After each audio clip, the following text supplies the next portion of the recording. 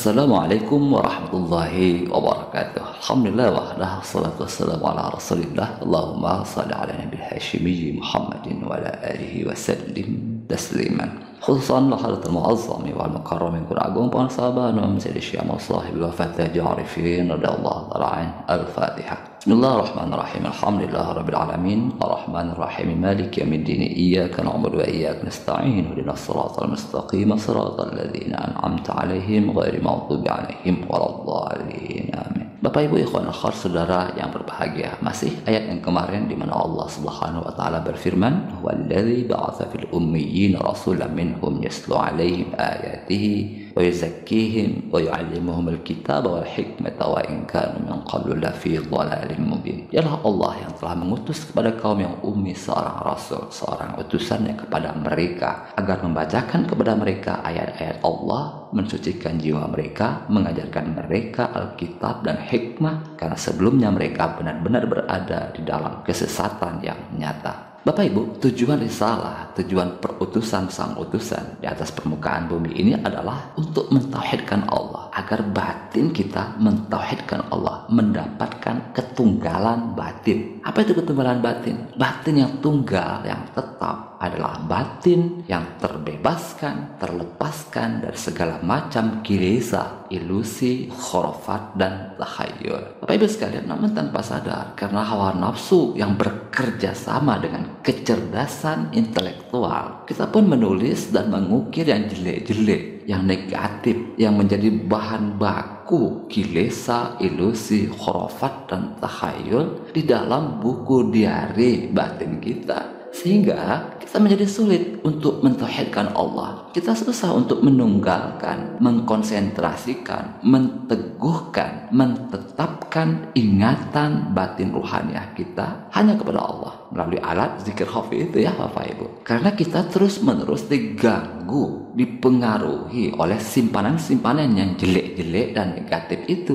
langsung dari dalam batin kita, langsung dari dalam hati kita. Karena di dalam hati kita ada simpanan-simpanan kilesa, ilusi, khurafat, dan takhayul itu. Wa in kanu min qablu lafi dhalalin mubin. Roh kita benar-benar tersesat, menyimpang dari jalan yang lurus. Ingatan itu tidak tembus dari sadar qalbu fu'ad syahab lubsir hingga ana, tidak lurus mulki malakut jabarut laut. Karena ruh jismani kita ini, ruh yang selalu melekat pada badan ini, susah untuk meninggalkan jasadnya, melekat kuat pada jasadnya, sehingga susah untuk bermetamorfosis menjadi ruh berikutnya, ruh nurani, ruh sultani, hingga sampai pada puncak jati diri kemanusiaan kita, ruh al-qudsi. Ruh kita itu lupa jalan pulang, istilah lainnya, lupa jalan pulang ke alam al-qudsi, ke alam lahud, ke kampung asli kita, dari mana ruh kita itu berasal, dari mana ruh kita itu dilahirkan. Kita lupa pulang karena ruh kita terpenjara oleh kilesa, ilusi, khurafat, dan takhayul yang ada di alam dunia ini. Ilusi-ilusi di alam mulki, ilusi-ilusi di alam malakut, dan ilusi-ilusi di alam jabarut. Maka Bapak Ibu, menjadi sangat penting hadirnya sang utusan, seorang syekh mursyid, untuk mengingatkan ruh kita, untuk meluruskan kembali perjalanan ruh kita menuju jalan yang lurus, menuju al-qudsi, menuju alam lahud, menuju negeri asal, menuju alam ketunggalan dan keteguhan batin ruhaniah. Berdasarkan ayat tadi, ada 3 tugas utama sang utusan, yaitu tilawah, tazkiyah, dan ta'lim. Nah, kemarin kita sudah berbicara 2 yang pertama, tilawah dan tazkiyah. Maka sekarang kita mencoba untuk mendalami tugas berikutnya, yaitu ta'lim. Apa itu ta'lim? Dari kata 'allama yu'allimu, mengajarkan. Apa yang diajarkan oleh sang utusan itu? Wa yu'allimuhumul kitaba wal hikmah, yaitu mengajarkan Alkitab dan hikmah. Bapak Ibu, sebagaimana sebelumnya, tidak akan ada tazkiyah tanpa tilawah. Tidak akan ada proses pembersihan batin bila kita tidak mengetahui, melihat, membaca bahwa di batin kita ada kotoran, ada sampahnya. Maka demikian juga tidak akan ada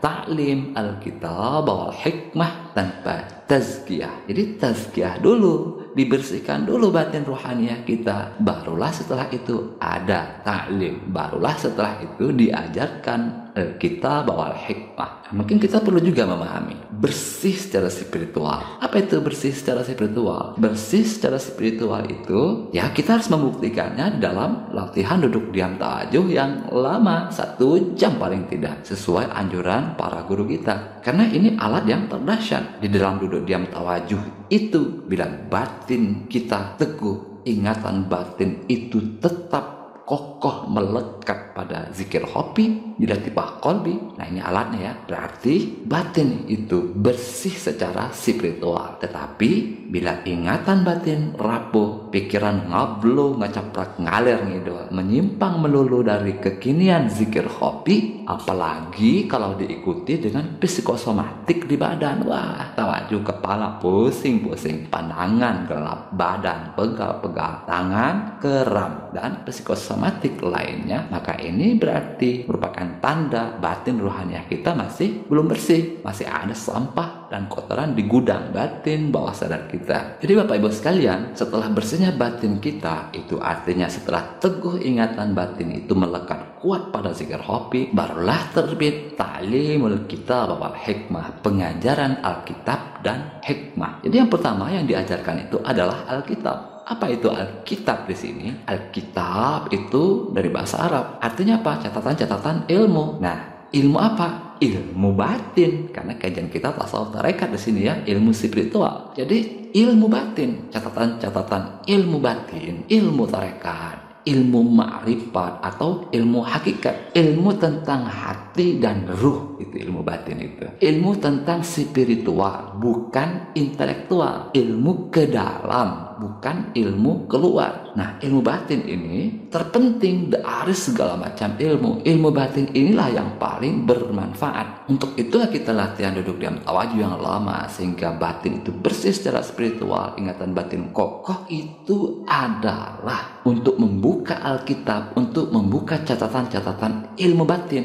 Makanya ilmu batin ini sangat bermanfaat karena cara memperolehnya juga tidak mudah, karena kita harus teguh batin itu, dan alatnya adalah zikir hobi itu, agar batin kita melekat, menempel, lengket, teguh, tetap kuat pada zikir hobi itu sebagai alat untuk menteguhkan batin. Seorang guru besar para sufi, Al-Ghaus Al-Azam, Tuan Syekh Abdul Qadir Al-Jilani, di dalam kitab Sirrul Asrar beliau menjelaskan, "Fal ilmu zahir kama il-matar al-aridi wal ilmu al-batin kama il-ain al-asli huwa al-anfa min al-awwal." Ilmu zahir itu seumpama air hujan yang turun melebar meluas, sedangkan ilmu batin seperti air mata air asli keluar dari satu sumber. Ini lebih bermanfaat dari yang pertama. Qala ta'ala wa ayatul lahumul ardul maitatu ahyaynaha wa akhrajna minha habban faminhu ya'kulun. Sebagaimana dalam firman Allah, dan sebagian tanda bagi mereka pada bumi yang mati, lalu kami hidupkan bumi yang mati itu, lalu kami keluarkan benih darinya, sehingga dari benih yang tumbuh berbuah itulah mereka makan. Jadi ilmu zahir itu ya ilmu yang kita dapatkan dari mana-mana. Al-aridi, macam-macam sumber, dari banyak pikiran, dari banyak cabang ingatan. Inilah ilmu zahir. Dialog sana sini, baca sana sini. Ini intelektual, ini ilmu zahir. Adapun ilmu batin, ilmu spiritual, tidak banyak sumber. Sumbernya hanya satu sumber, yaitu keteguhan batin, ketetapan batin, ketunggalan batin ruhaniah kita. Ya alatnya ya zikir hobi itu untuk mentunggalkan batin. Ketika batin tunggal, artinya batin itu teguh melekat pada zikir hobi sebagai alat tauhid, maka setelah itu terbukalah mata air asli di dalam batin kita, sehingga kita bisa melihat ilmu-ilmu batin yang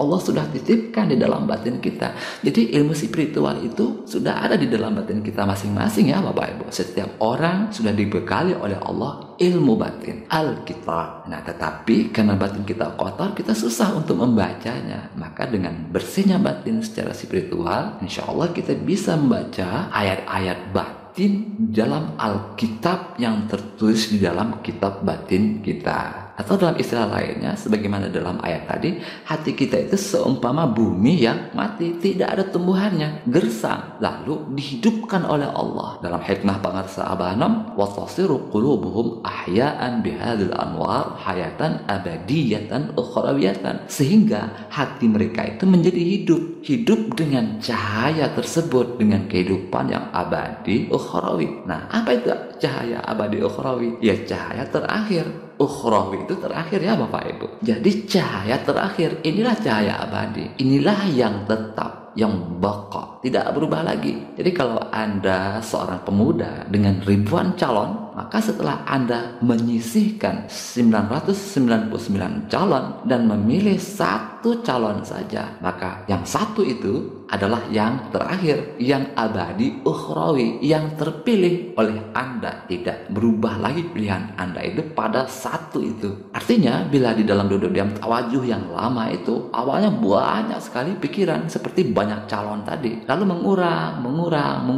sehingga tersisa hanya satu ingatan zikir khopi itu saja. Jadi tinggal seorang gadis saja. Maka ingatan zikir khopi itu, itulah yang abadiyatan ukhrawiyatan, yang abadi ukhrawi, yang terakhir, yang tetap, yang tunggal, yang terpilih, tidak berubah lagi. Jadi Bapak Ibu sekalian, ketika ingatan batin itu mentunggal, mentauhid, mentetap di titik zikir khopi, itu artinya kita mengalami kelahiran kembali. Dan pada saat yang sama, kita siap batin itu menerima pengajaran Alkitab. Jadi Bapak Ibu sekalian, tunggalnya ingatan dan pikiran itu luar biasa sekali. Luar biasa sekali. Sebagian orang ada yang mengatakan, apa sih pentingnya ingatan tunggal itu? Wah, ini luar biasa sekali Bapak Ibu sekalian ya. Dalam kalam pangarsa abanam itu, sumalah yahruk lisanu bidzikri wa yabqal fikr. Lalu tidak lagi bergerak lidahnya, zahir dan batin, sehingga mentetaplah pikiran itu. Wa yabqal fikr.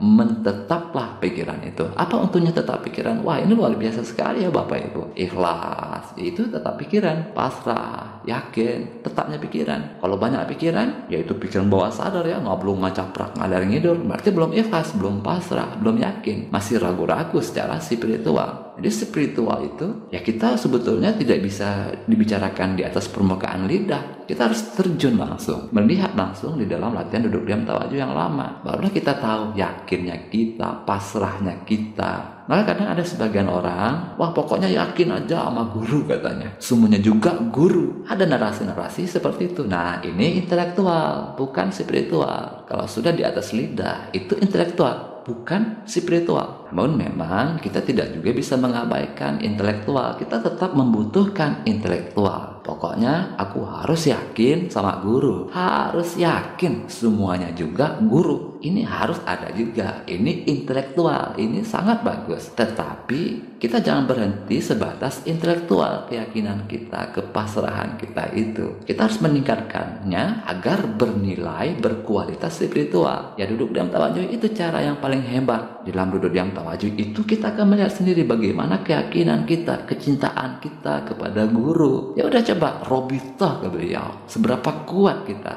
seberapa teguh robitah kita. Kalau di dalam duduk diam tawajuh pikiran kemana-mana, yang muncul di dalam batin itu macam-macam, ngablung, ngacaprak, ngalir ngidul, tidak jelas. Nah, berarti kan secara spiritual masih rendah kecintaan dan keyakinan kita kepada guru. Kalau kita cinta, kalau kita yakin, beliau terus yang muncul di dalam batin ketika kita duduk diam tawajuh itu, beliau terus yang akan hadir. Tetapi kalau yang hadir yang lain, sementara guru tidak banyak hadir, berarti jujurlah kita, ternyata secara spiritual kita masih lemah. Artinya kecintaan dan kecintaan kita kepada guru itu baru sebatas lisan, sebatas omongan, baru cerita, baru dongeng. Maka ya tentu kita harus menguatkan kecintaan dan keyakinan kita kepada guru. Alatnya, nah kan kita semua sudah punya ya, zikir kepada Allah, zikir jahar dan zikir hobi. Zikir jahar dan zikir hobi ini adalah alat untuk menguatkan kecintaan dan keyakinan kita kepada beliau. Baik, itu saja